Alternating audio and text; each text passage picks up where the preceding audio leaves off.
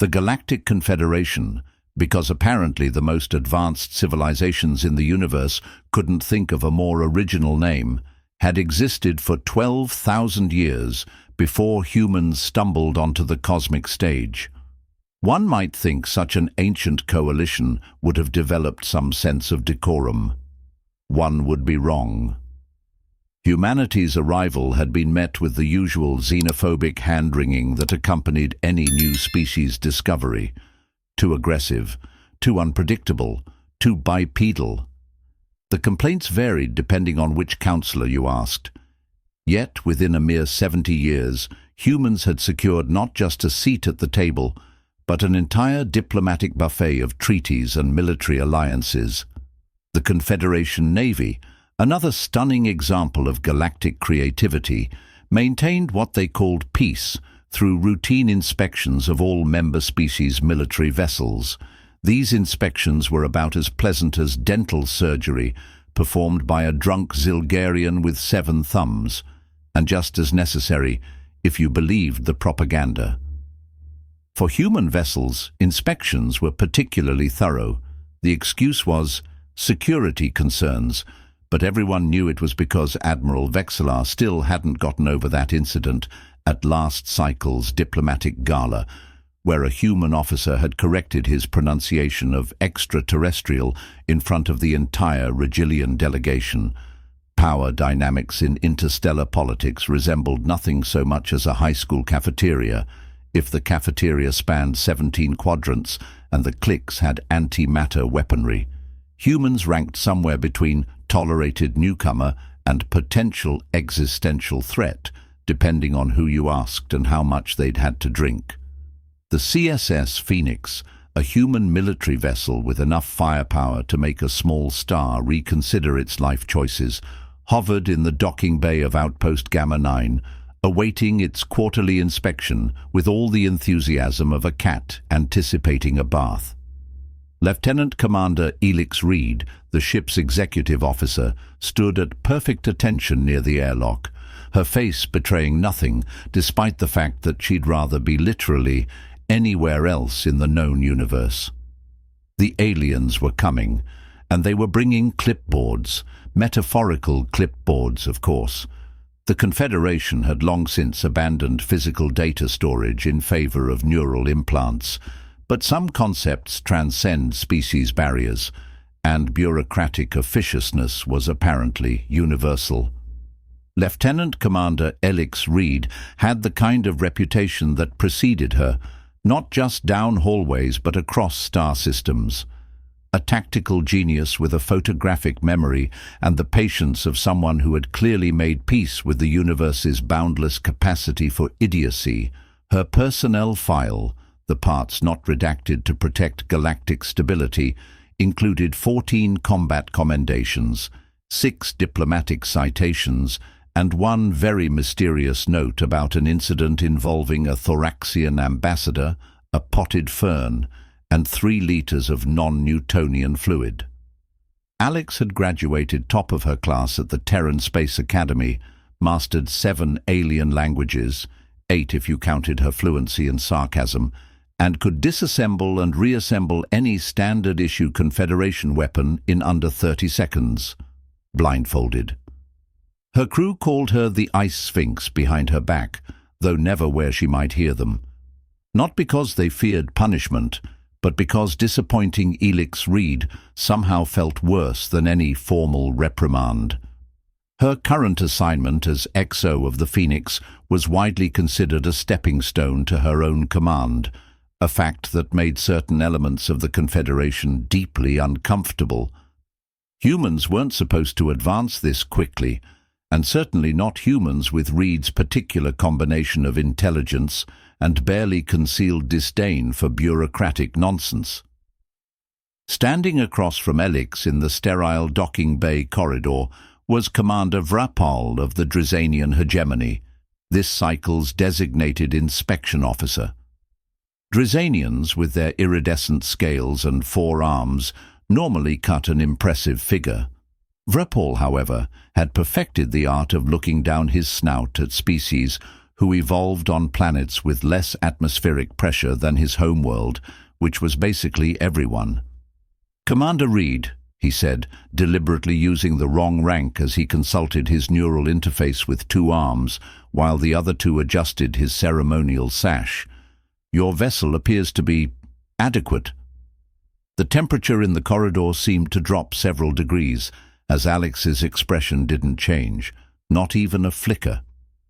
The only indication that she'd registered the insult was a nearly imperceptible straightening of her already perfect posture. "Lieutenant Commander Reed, actually," she corrected with glacial politeness. "Welcome aboard the Phoenix, Commander Vrapal. We've prepared all systems for inspection, as per Confederation Regulation 7-Delta-9. Behind her stood Chief Engineer Clov, a burly human with hands that looked like they could bend durasteel and a brain that could calculate faster-than-light jump trajectories in his sleep. He caught the eye of communications specialist Huang, who gave an almost imperceptible shake of her head. They'd seen this dance before. Floating slightly behind Vrapal was his assistant, a Valerian named Nyx. Valerians resembled nothing so much as evolved jellyfish, their translucent bodies housing visible organs and neural networks that pulsed with bioluminescence. Nyx's colors were currently cycling through anxious yellows and apologetic blues. Unlike his superior, Nyx had actually read the Phoenix's previous inspection reports and knew exactly who Lieutenant Commander Elix Reed was. "Commander Vrapal," Nyx bubbled softly, "perhaps we should proceed with the inspection protocols as outlined in—" "I know the protocols," Vrapal snapped, all 4 hands making dismissive gestures. "I've been conducting inspections since before humans achieved faster-than-light travel." The tension in the corridor thickened until it could have been cut with a ceremonial Drizanian blade, or more efficiently, with Alex Reed's stare. The rest of the Phoenix's welcome committee, consisting of Security Chief Okafor and Science Officer Tivex, a rare Vulparian serving on a human vessel, exchanged glances loaded with the weight of professionals who recognized an impending diplomatic incident when they saw one. Commander Vrapal stepped forward, his scales shimmering with what those familiar with Drizanian physiology recognized as the precursor to a dominance display. "Shall we begin, Lieutenant Commander?" he asked, emphasizing her rank in a way that made it sound like an insult. "I have 3 more inspections scheduled today, and I'd prefer not to waste time on preliminary vessels." The inspection party moved through the Phoenix like a small, officious hurricane. Commander Vrapal led the procession, his 4 arms simultaneously operating a scanner, making notes, adjusting his uniform, and gesturing dismissively at various human engineering solutions. Behind him floated Nyx, the Valerian assistant, now pulsing with anxious purples and apologetic greens, as he tried to keep up with his superior's increasingly hostile commentary. "Your propulsion system is outdated by at least 2 standard cycles," Vrapal announced in the engine room, despite the fact that the Phoenix boasted modifications that even the Confederation's flagship would envy. Chief Engineer Clov's knuckles whitened around his datapad, but a subtle headshake from Lieutenant Commander Reed kept him silent. The Phoenix's engine core, a marvel of human ingenuity that somehow managed to break 3 laws of physics while remaining technically compliant with Confederation regulations, hummed with barely contained power. It was like watching a supernova being forced to fill out tax forms, all that energy constrained by bureaucracy. "These energy readings are unexpected," Nyx ventured, his translucent form rippling with genuine curiosity. "The efficiency ratio exceeds standard parameters by operating outside of safety margins, no doubt," Vrapal interrupted. "Typical human recklessness." Alex's expression remained professionally neutral, though anyone who knew her well might have noticed the microscopic tightening around her eyes. "The Phoenix's engine modifications were approved by Admiral Zondar personally," she stated. We'd be happy to provide the certification codes. Vrepol made a dismissive sound somewhere between a snort and a hiss. Admiral Zondar has always had a peculiar fascination with human technology. Not everyone shares his questionable enthusiasms. The inspection continued to the weapon systems, where Security Chief Okafor demonstrated the targeting array with the kind of precision that made several members of the alien delegation take involuntary steps backward. The Phoenix's weaponry wasn't just state-of-the-art. It was the art that other states desperately wished they could replicate. Remarkably accurate for such primitive interfaces, Vrepol commented, somehow making the compliment sound like an insult. I suppose when your species spent millennia throwing pointy sticks at each other, you developed a certain knack. By the time they reached the bridge, the tension had built to levels that would make a radiation detector scream in protest. Science Officer T-Vex, whose Vulparian heritage gave him both enhanced empathic sensitivity and a magnificent set of whiskers, had flattened his ears against his skull, a warning sign that anyone with basic xenobiology training should have recognized. "And this is your command center?" Vrepol swept all four arms around dismissively. "Quaint. You humans still prefer physical controls rather than neural interfaces, so attached to your touching. We find that tactile feedback provides certain advantages in combat situations. Ты зрение, Эликс объяснила. Ее голос как равномерный, как квантовый стабилизатор. Yes, well, we all must compensate for our evolutionary limitations somehow." Vrepol stepped toward the captain's chair, running a scaled finger across its surface. "Is your captain always absent during inspections, or is this special treatment for lesser officials?"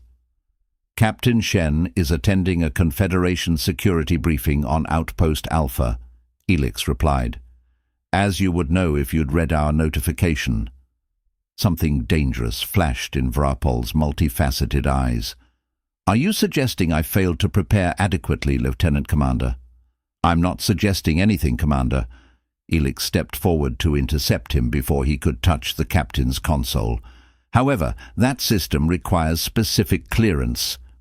What happened next occurred so quickly that later witness accounts would differ slightly. Vrepol, unaccustomed to being denied anything, much less by a human female of inferior rank, turned all four arms outward in a classic Drizanian dominance display.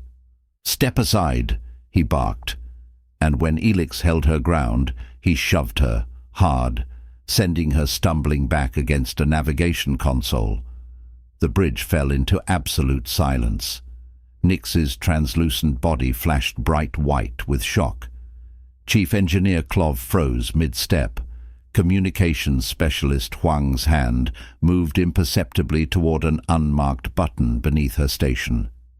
Science Officer T-Vex's whiskers quivered once, then went completely still, and Lieutenant Commander Alex Reed, her uniform now slightly askew, straightened up with glacial calm and the hint of a smile that made everyone who saw it feel a primal urge to seek shelter. "Well," she said softly, "that was unexpected." Lieutenant Commander Alex Reed brushed an invisible speck of dust from her uniform with the deliberate care of someone who had just been handed a live antimatter grenade and was considering where best to throw it. Her expression hadn't changed, but something in her eyes had shifted, like watching a high-powered weapon system come silently online. "Computer," she said, her voice unnervingly calm, "begin recording formal diplomatic incident report. Authorization Reed Alpha 79. The bridge's ambient lighting shifted subtly to a recording state, bathing everyone in a slightly more clinical illumination. Every word, every gesture would now be part of an official record that would be transmitted directly to both Terran High Command and the Confederation Council. Around the bridge, the human crew exchanged glances that communicated volumes. Chief Engineer Klov casually repositioned himself between the door and Commander Vrapol. Security Chief Okafor's hand moved to rest near, but notably not on, her sidearm. Communications Specialist Huang began typing rapidly at her console, her fingers moving with practiced efficiency. The non-human science officer, Tvex, tilted his head and said quietly, "Most fascinating." Vrapol, still radiating self-importance, seemed genuinely perplexed by the sudden shift in atmosphere. "What exactly do you think you're doing?" he demanded, his scales flushing a deeper blue. "Your theatrics are unnecessarily delaying an official Confederation inspection." Nix, the Valerian assistant, was pulsing with rapid flashes of warning red. Unlike his superior, he seemed to comprehend exactly what was happening.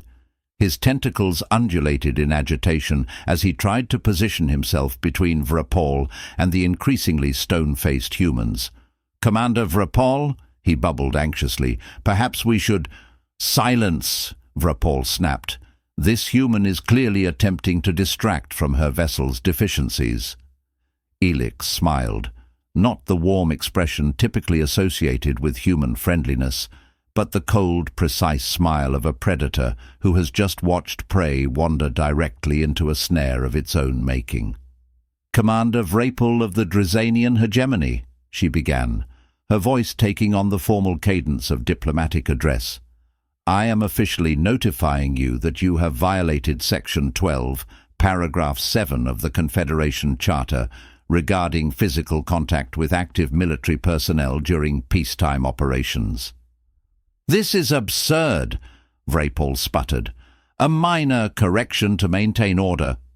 "Additionally," Alex continued as though he hadn't spoken, "you have violated the Zerkelian Accords of 2189, the Terran-Drizanian Diplomatic Protocol of 2203, and, most significantly, the non-aggression statute that your own species insisted upon, including in all interspecies military encounters." The commander's face shifted through several colors as his secondary respiratory systems activated. A Drizanian stress response. "You cannot possibly—" "The penalty for physical assault of an officer during an inspection," Alex continued, now addressing the room at large rather than just Vrapol, "ranges from immediate termination of diplomatic status to formal censure by the Confederation Council, depending on the severity and context." One of the junior members of the alien delegation, a Phloxian with overlapping exoskeletal plates, edged nervously toward the exit, only to find Chief Engineer Klov still casually blocking the way, arms folded across his broad chest. "Commander Reed," the Phloxian whispered, "surely this can be resolved without—" "Lieutenant Commander," Alex corrected again, pleasantly. "And no, I'm afraid it cannot. The Phoenix's surveillance systems have already transmitted the incident to 6 separate secure locations, including the office of Admiral Zondar, whom Commander Vrapol was just disparaging." Vrapol's multifaceted eyes widened. "This is a misunderstanding. I was merely—" "Your personal communicator is blinking," Alex observed, nodding toward the small device attached to Vrapol's ceremonial sash. "I believe you're receiving an incoming transmission. Perhaps you should answer it." With visible reluctance, Vrapol activated the device. The holographic display flickered to life, revealing the stern visage of a senior Drizanian official whose elaborate collar and scale decorations indicated extremely high rank. The official was already mid-sentence, their tone sharp enough to cut vacuum-hardened steel. "Completely unacceptable behavior. Do you have any idea who you just assaulted? End the inspection immediately and report back for—" Vrapol hurriedly muted the transmission, his scales now pale with what even non-Drizanians could recognize as alarm. He looked back at Elix with new understanding and the first flickers of genuine fear. "Who are you?" he asked, all 4 arms now hanging limply at his sides. Alex checked her timepiece with exaggerated casualness. 4 minutes since the incident, she noted. And things are just getting started, Commander. I believe you have approximately 1 minute remaining before your career officially ends. Commander Vrapal's communicator continued to blink with increasing urgency, the subtle shift in its pattern indicating that multiple parties were now attempting to contact him simultaneously. The device emitted a high-pitched whine that, according to obscure footnotes in xenobiological texts, signified the highest priority message possible in Drizanian communication protocols, something typically reserved for imminent planetary destruction, or the announcement of sector-wide holidays. Perhaps you should answer that, Alex suggested, her voice dripping with the kind of helpfulness that made drowning seem preferable. I wouldn't want you to miss anything important. The commander's scales had shifted to a mottled grey-green, the Drizanian equivalent of a human turning sheet white. With trembling hands, he reactivated the communicator. This time, 3 separate holograms appeared, flickering into existence in a semicircle that effectively surrounded him in a tribunal of increasingly horrified superior officers. Braxpal, cease all actions immediately, barked the central figure, whose elaborate scale decorations suggested they were approximately 17 rungs above him on the Darnian hierarchy ladder. High Executive, I can explain. Rexpal began, but was interrupted by the figure to his left. Is Lieutenant Commander Reed unharmed? This second official demanded, their ceremonial headdress quivering with what might have been rage, or possibly just a structural design flaw. Visual confirmation required immediately. The third hologram, displaying what appeared to be a Danian in diplomatic rather than military dress, simply covered all 4 of their eyes with their 4 hands in a gesture of absolute despair. Elix stepped forward, inclining her head slightly toward the holograms. High Executive Zivmore, Minister Kraspiel, Ambassador Tivlith, a pleasure to see you all again, though I confess the circumstances are less than ideal. All 3 Darnian officials performed near-identical gestures of deference that involved complex arm movements and scale manipulations that looked painfully awkward. Vrapal's jaw dropped open, revealing rows of ceremonial teeth caps that clicked together nervously. You know the High Executive? He whispered, the question emerging as a strangled squeak. We served together on the Joint Military Strategic Planning Committee, Alex replied casually. We had the most fascinating discussion about quantum torpedo targeting systems at last month's meeting. Your name never came up, oddly enough.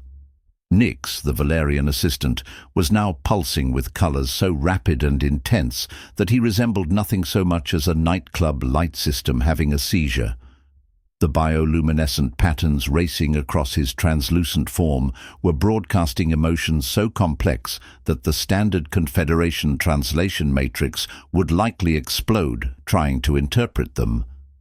The closest approximation might be, "Oh no, oh no, oh no, we're all going to die," but mostly my boss. Lieutenant Commander Reed, the High Executive, addressed her with emphasis on her rank that suggested he was aware of Rexpal's earlier mistake. On behalf of the Drizani and hegemony, I extend our deepest— Counter-Admiral Reed, corrected the diplomatic official, Ambassador Tivlith, with a pained expression. Her operational rank during diplomatic exchange protocols is Counter-Admiral, as explicitly stated in the briefing documents provided to all inspection officials. The look they directed at our X-Bowl could have curdled milk in a neighboring star system. Chief Engineer Xoff suppressed a snort. Communications specialist Huang suddenly developed an intense interest in her console display. Science Officer Tvex's whiskers twitched once, in what those familiar with Vulperian expressions recognized as their version of barely contained amusement. Counter-Admiral?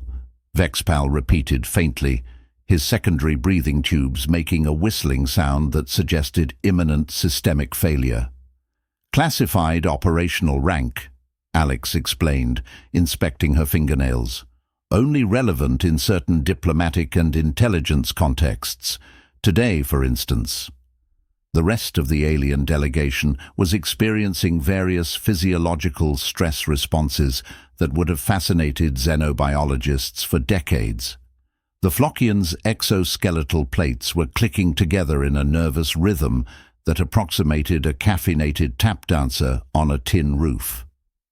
A Meridian representative was slowly changing hue from their normal mauve to an alarming shade of puce that indicated either extreme emotional distress or the mid-stage of their reproductive cycle, both equally inappropriate for the current setting. "Would anyone care for water?" Security Chief Okafor offered pleasantly, her hand still resting near her sidearm. "Or perhaps a mild sedative." On the holographic displays, the three Danian officials were engaged in rapid, whispered conversation, their ceremonial headpieces bobbing in agitation. Their scales were performing such complex color-changing patterns that they resembled malfunctioning chameleons at a rave. "Counter-Admiral Reed," the High Executive finally addressed her again, "we are initiating emergency diplomatic containment protocols. Ambassador Tiv will arrive at your location within 12 minutes to personally address this situation. Minister Kraz Peel is contacting Terran High Command to establish reconciliation parameters." Alex checked her timepiece again. "We're at the 4-minute 30-second mark, High Executive. Perhaps we should expedite matters." The Phoenix's communication system suddenly chimed with its own incoming transmission. Communications Specialist Huang's eyes widened as she checked the origin code.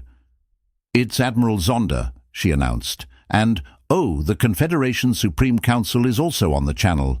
And, the Terran President." She looked up with an expression that mixed awe and barely suppressed glee. "They're requesting immediate connection." "On screen," Alex ordered, straightening her already impeccable uniform. The main view screen flickered to life, displaying a multi-panel conference call featuring some of the most powerful beings in the known galaxy. Admiral Xandar, whose species resembled bipedal crocodilians with impressively elaborate uniform decorations, occupied the central panel. Flanking him were 3 members of the Confederation Supreme Council, representing species so ancient and dignified that they made Drizanians look like evolutionary toddlers. In a smaller panel, the Terran president looked both concerned and slightly annoyed at being pulled away from what appeared to be lunch.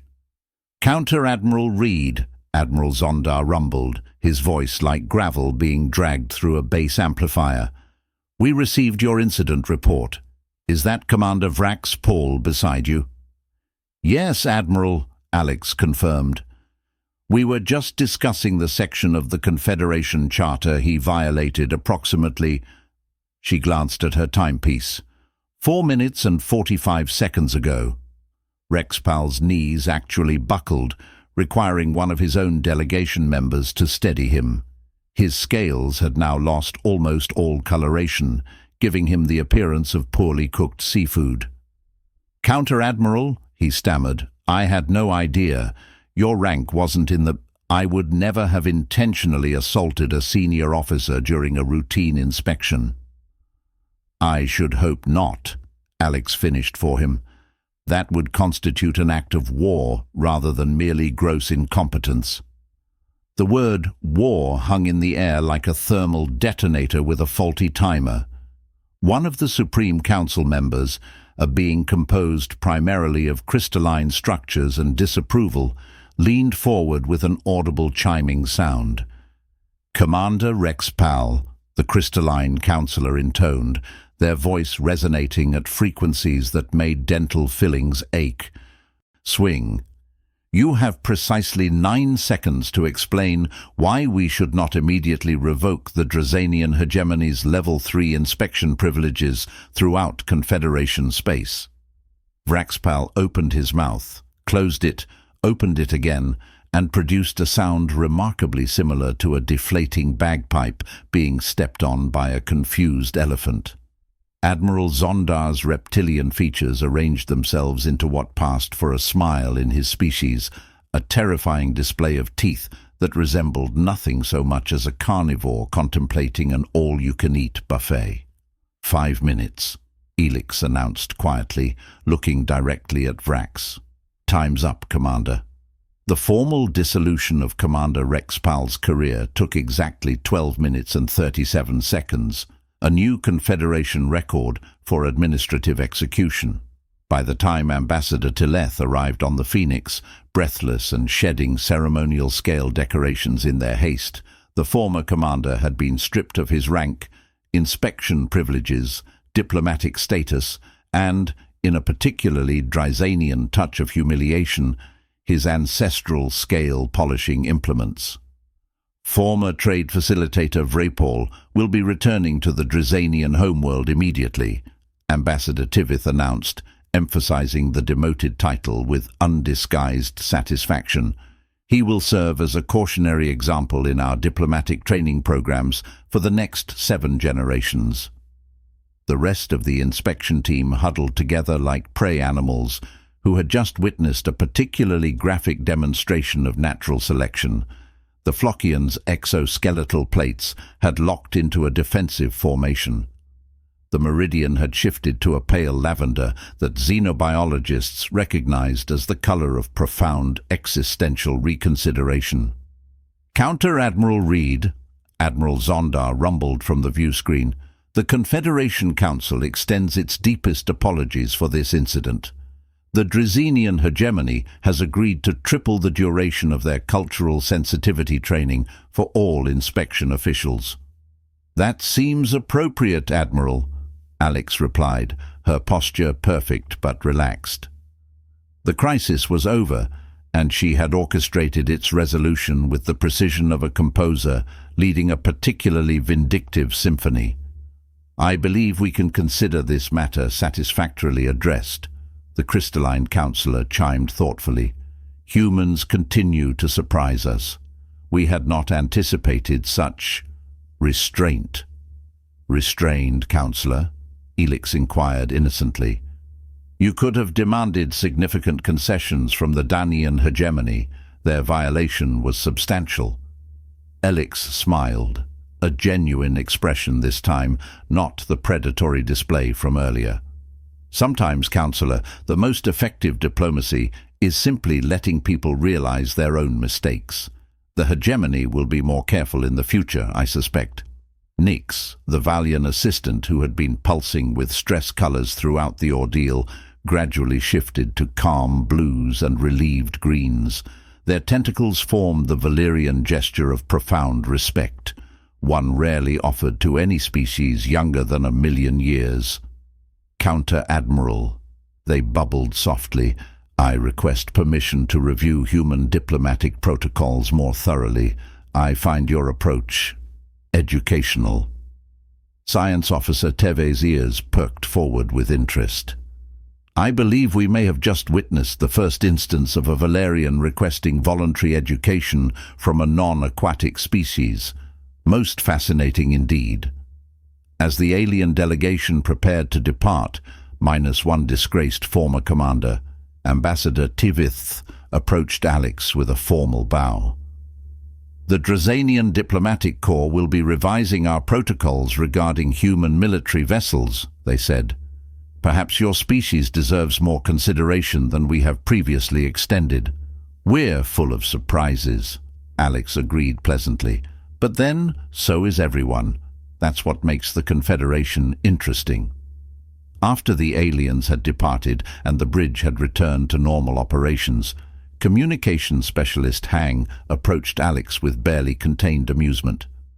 So, Counter-Admiral, how long do you think it will take them to realize that rank doesn't actually exist in our military structure? Elix's eyes sparkled with mischief. Longer than it will take for Admiral Vexelar to learn that his precious thorough inspections policy just became the laughingstock of the quadrant. Chief Engineer Clov chuckled. all because he still couldn't get over that pronunciation correction at the diplomatic gala. The Confederation Navy, Eliatically. Another stunning example of galactic creativity. And galactic pettiness, she added, smoothing her uniform and heading toward her station. Now, let's get this cafeteria back in working order, shall we? 6 months later, on the outermost trading outpost of the Drizenian hegemony, a facility so remote that supply ships arrived with fossilized cargo, former trade facilitator Rexpal meticulously logged the arrival of a shipment of protein supplements. His scales had dulled from lack of proper polishing implements, and only one of his forearms bore any decoration, a simple band indicating his new status as tertiary goods processor, 5th class. The manifest required his thumbprint on 17 different sections, a bureaucratic nightmare that he himself had implemented during his commander days.